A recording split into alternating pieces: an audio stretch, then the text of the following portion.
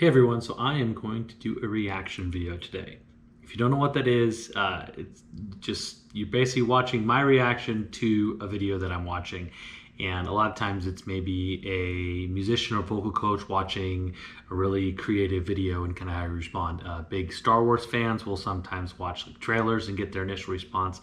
What I'm going to watch today is Hillary McCaskey is a Enneagram life coach, and she's got a video. I've watched pretty much all of her videos when they come out. I have not watched this one yet. It's on the Enneagram Type 5, which is what I am.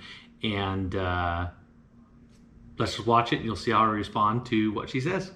We'll see if I agree or disagree with what she's saying. Let's get into it. Hey guys, it's Hillary, your certified Enneagram coach. Welcome back to my channel, Enneagram and Coaching. Today we are going to go over the wings of the Type 5, the investigator. That's me.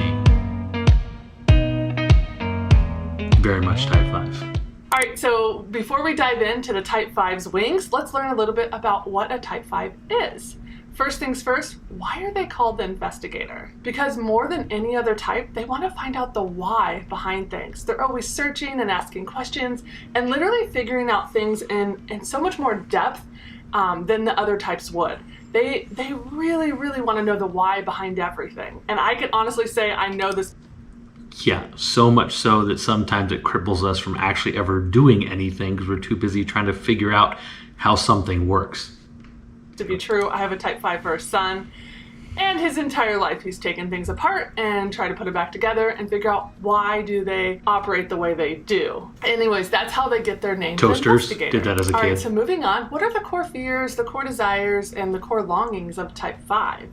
Well, the core fear is they don't want to be helpless, they don't want to be incapable, they don't want to be useless. Those are some of their core fears. And their core desire is to be capable and competent. And their core longing is what they really long to hear, is that their needs are not a problem. And so that's what they long to hear.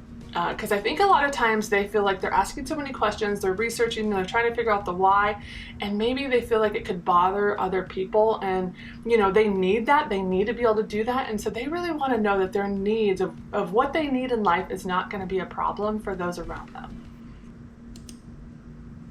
I'm not sure that I'm completely that way. Most of the time I don't feel like I have that many needs necessarily, so I don't know. Okay, so in this type, I kind of want to cover some misconceptions that you can have about the Type 5, because a lot of people think that all Type 5s are introverts, and that is definitely not the case because we have subtypes. And what that means is there are instincts of each type. I know I have not covered this in any of my videos yet. This is coming, but I really wanted to cover it just very briefly for the Type 5 so that they don't get pigeonholed and being introverted. Okay, so starting with the first subtype, that would be self-preservation. And they're the ones that they actually feel like their home, or they need their home to be their castle. They need to be able to be isolated within their safe place. They are the most introverted out of the three subtypes, and so that self-preservation, they are really concerned about their security and their surroundings and making sure they have a safe space. Okay, and so moving over to the social, what that means in the Type 5 is actually the social 5s, they are the most extroverted out of the three subtypes, and so that means they search for knowledge because they believe knowledge is power, and they actually are the ones that are more willing to share their knowledge, their ideals, their values. They will share those more than the other two subtypes. I probably share too much. Okay, and the last one is called the sexual subtype, or instinct. Also can be known as the one-to-one, and this one is more romantic and sensitive, and they can actually resemble a Type 4 at times. And so those are the subtypes within the Type 5, and that's why we can have so. You can ask my wife. I am probably not that one. I get accused very regularly of not being romantic, though I have my moments. I have my moments of being romantic, but it is definitely not a default mode for me. So many 5s in this world, and they can look completely different, because not only do you have the 5, which is, you know, your dominant type, you have the wings, which are always the numbers beside yours. You also have your arrows, which you can go towards a 7 or an 8. And then you also have your subtypes, your social, your self-preservation, your sexual. And so this kind of explains why 5s and all the types, because all the types have all of that, can look so different at times, because there's just a lot more depth to each dominant type, right? There's just so many more factors than just your plain type. All right, so let's move on to the wings of the type 5. So, like I said, your dominant number is a type 5, and your wings are always the numbers beside your dominant number. So for the 5, it would be the 4 and the 6. All right, so the type 5 with the 4 wing, they're called the iconoclast. And what this means is they are more emotional, more introspective, more creative than the 5 wing 6. They kind of pull that from the 4. They could be more withdrawn and isolated and more independent than the 5 wing 6. They do not like having things imposed on them. And when struggling, the 5 wing 4, they can detach from people by using their own knowledge and observation. Okay, I can totally see the detaching thing, because I can definitely do that.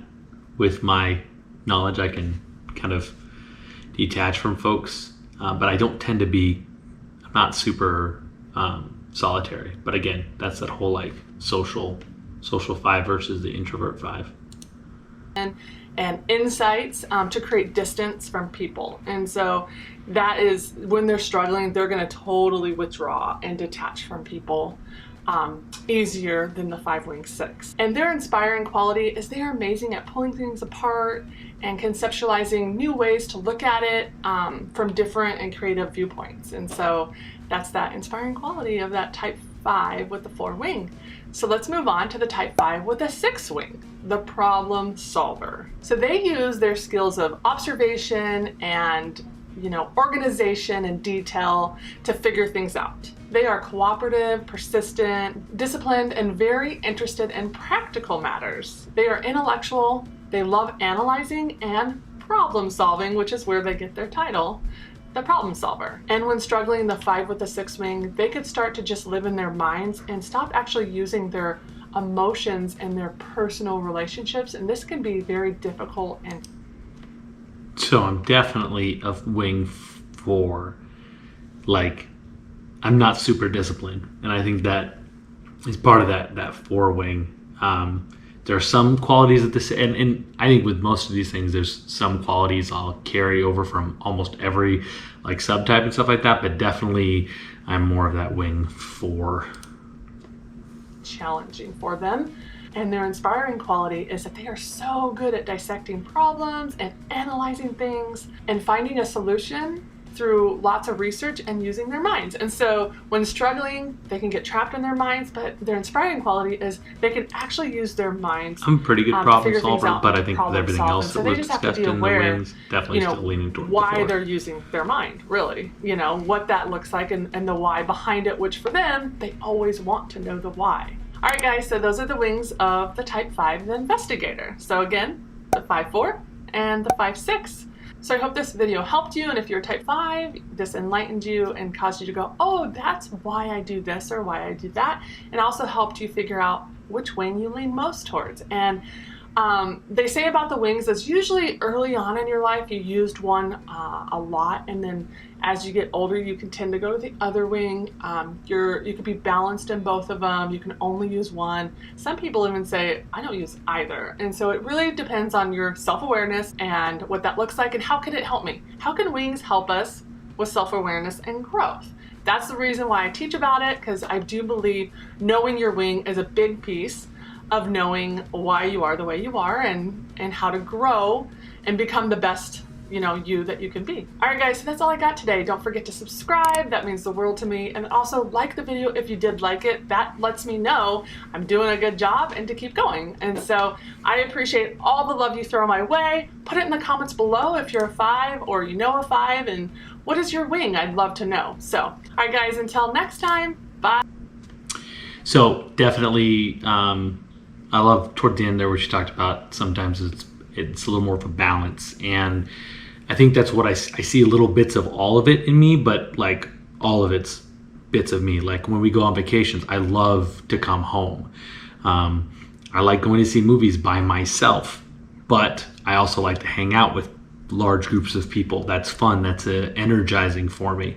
So I see little bits of like kind of all of those 5 wings. So like she said, go check out her channel. It's pretty cool.